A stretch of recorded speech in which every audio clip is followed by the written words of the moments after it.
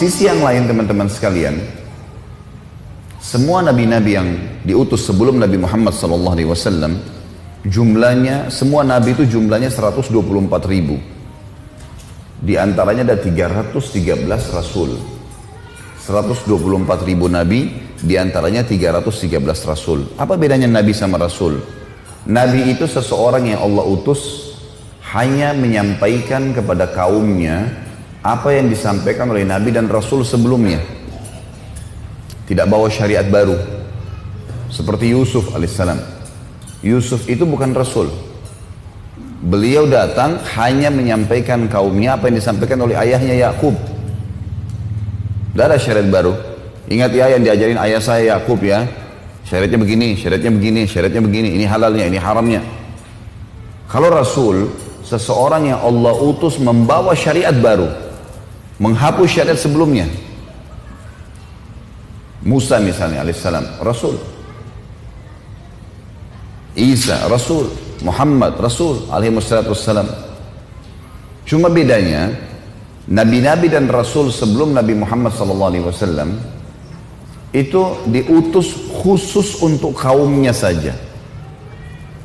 Beda dengan Nabi Muhammad SAW karena diutus untuk seluruh alam semesta.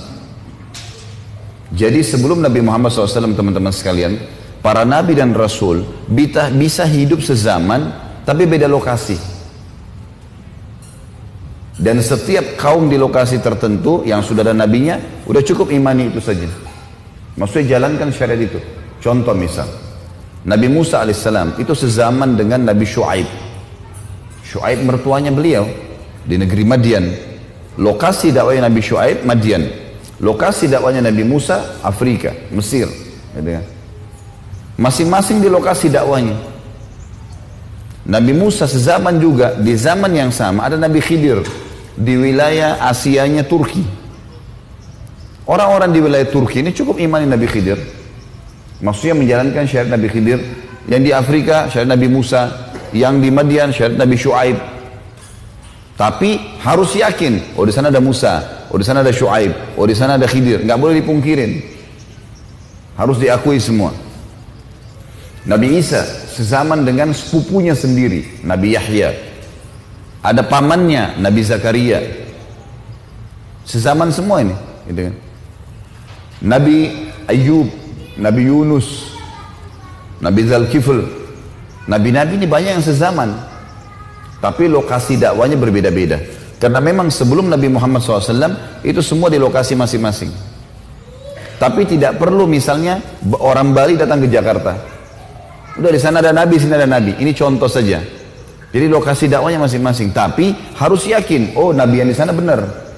Karena nabi kita nyampein, gitu. Jelas sampai sini ya. Nah, Nabi Muhammad SAW satu-satunya nabi yang diutus untuk seluruh alam semesta. Udah nggak ada lagi nabi yang sezaman dengan beliau.